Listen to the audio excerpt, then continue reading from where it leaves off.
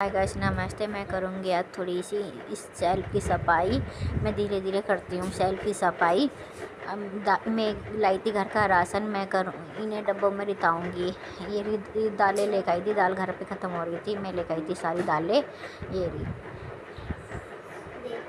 दालें लेकर आई हूँ मैं बाज़ार से, रात लेकर आई थी। मेरे डब्बों में रिताने नहीं हो, मैं रिताऊँगी इन्हें, डब्बों के अंदर करूँगी मैं। मेरे डब्बे काफ़ी पुराने थे, पर मेरा है ना मन नहीं करता इन्हें फेंकने के लिए। मैं करूँगी इन्हें सब कुछ सफा। ये थोड़े से दाग पड़ जाते हैं इसमें। इसके अंदर बिछाने के लिए ये मैंने ऑनलाइन मंगाई थी। ये 10 मीटर का रोल मंगाया था मैंने बिछाने के लिए, के अंदर बिछाने के लिए। अब मैं करूँगी इसे सफा। ये मैं थोड़े दाग से पड़ रहे थे, अब मैं कर दूँगी इसकी सफाई। अब मैं साफ करके और पन्नी को भी सफ़ा करके, सेल्फ को भी सफ़ा करके अब मैं लगाऊँगी डब्बे।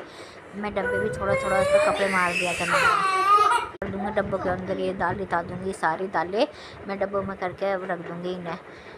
रख दी मैंने दालें सारी।